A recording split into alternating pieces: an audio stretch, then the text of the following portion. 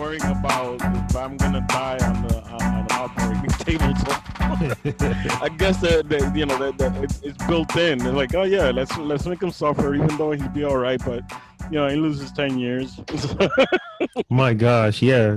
Que jodienda. No, for that reason is why a second opinion is always so crucial. I mean, again, I'll say this time and time again. I can't stand the fact that people are really so against of people having a choice of their own private doctor. Private doctors, for you can have the choice of the specialist, because that is the meaning between life and death. I mean, Carmen, when she went through what she went through, all the doctors told us Right, when it right, was like a right. generic treatment, and they just said that, oh, you'll be fine. It's just an inflammation, and in a couple of weeks it'll go down.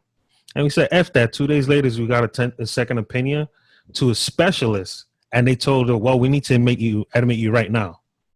No, we would have listened to that dude. My wife would have been done within about 3 weeks after that. The one that admitted her straight up told her, had you stood home with it under a month, with about 3.5 weeks, you would have been dead.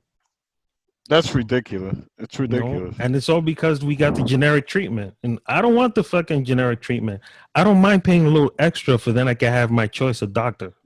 You know, It's ridiculous. It's just sad though that the state of events, the state of the state that the medical system is out here. They're all into just and I'm not I'm not I don't subscribe to this mentality. But sometimes it goes like the color of your skin. They're like, oh yeah, you're this. All right, just give them just tell them anything. I've seen it happen a few times. But when I see stuff like that, it's like instead of trying to be negative and like, all right, time for a new doctor. Peace. it's true. That's exactly how it should be treated. That's how we looked at it. Like, wait a second, did we literally just sit here in the hospital for an hour and a half to just get some fluids and then be told that, oh, it's just an inflammation, you'll be okay in a couple of weeks, the swelling will go down? It's like a swollen lymph node is nothing to take lightly. Luckily, during that time, which this is one of the benefits of the information age, having swollen lymph nodes in any part of your body, that's a red flag that something's Something's going wrong. on. Yeah. So for that reason is why, within a couple of days we decided, well, we're going to go to a place that knows how to deal with everything and anything by default. So we went to Bellevue. As much as people try to give it a bad rep, that's actually one of the best hospitals there is in New York. Those guys have all the research. They have all the technology. Well, and you know what the people other around the thing world. is that a lot of people don't real, and I just found this out not so long ago that a lot of these hospitals that you go there's some hospitals, like depending on your neighborhood, that the people that treat you aren't even doctors. They're like residents in training and stuff like that. So Yep. you get all these because I had that happen in in a hospital where in the previous town I was in. I had high blood pressure, right? I think the when first went to see the doctor, it was like 150 over 95, right?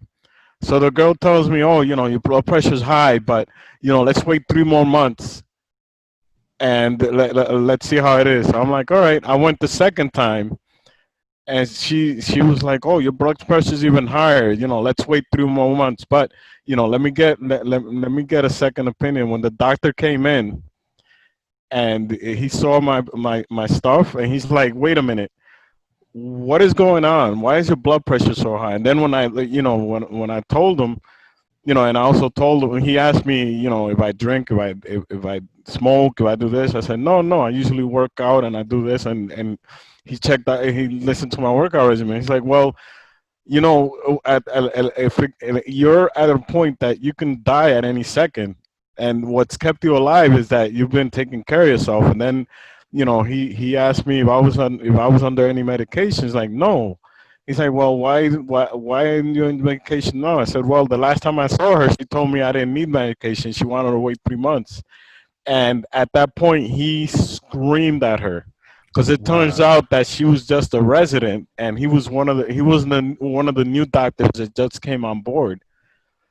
and he screamed at her in front of me. He's like, first of all, once he has that, once there's blood pressure at that level, you gotta get on it right away.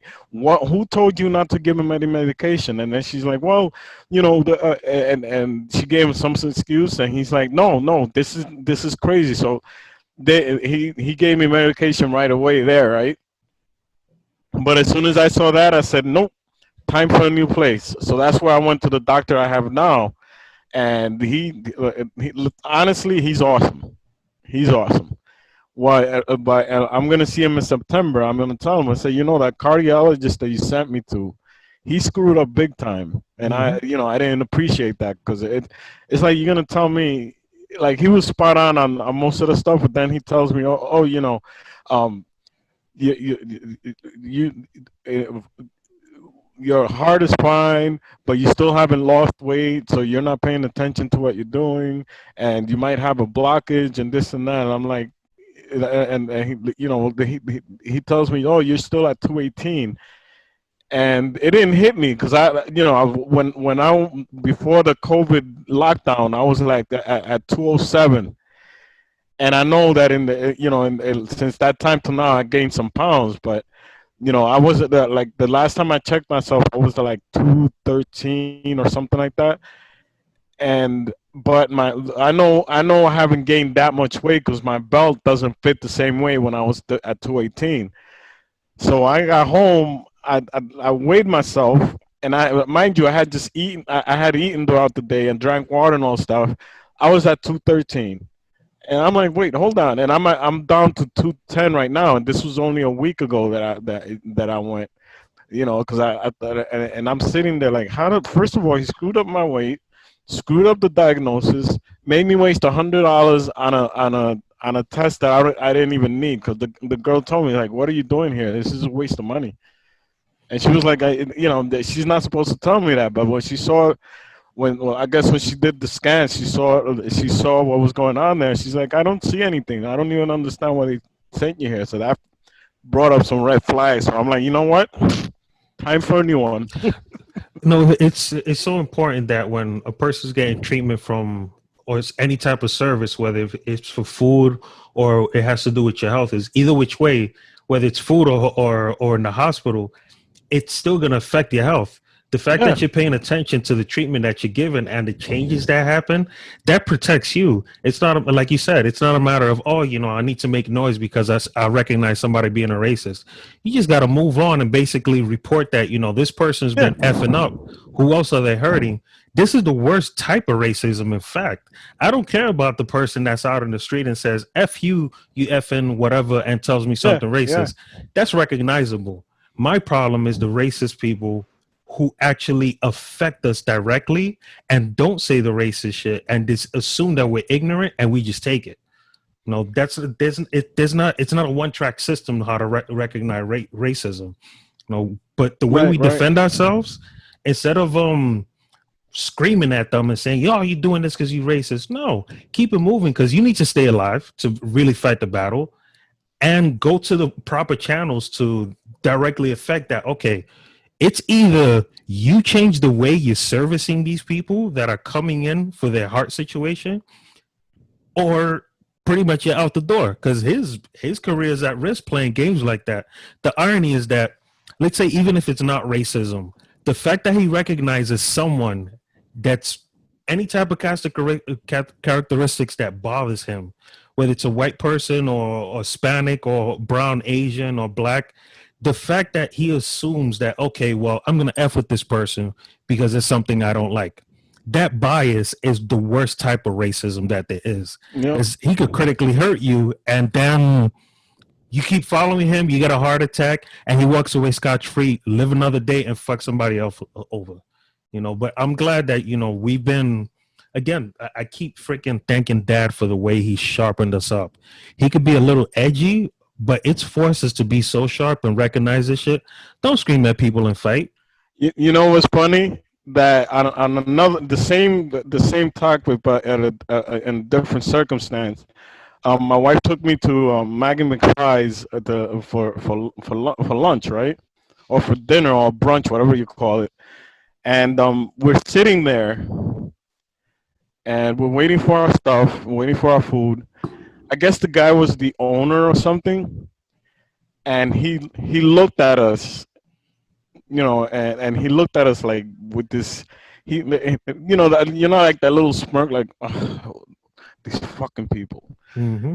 And I'm like, all right. So he purposely, after he totally ignored us, he goes to the ladies next to us, which were Caucasian.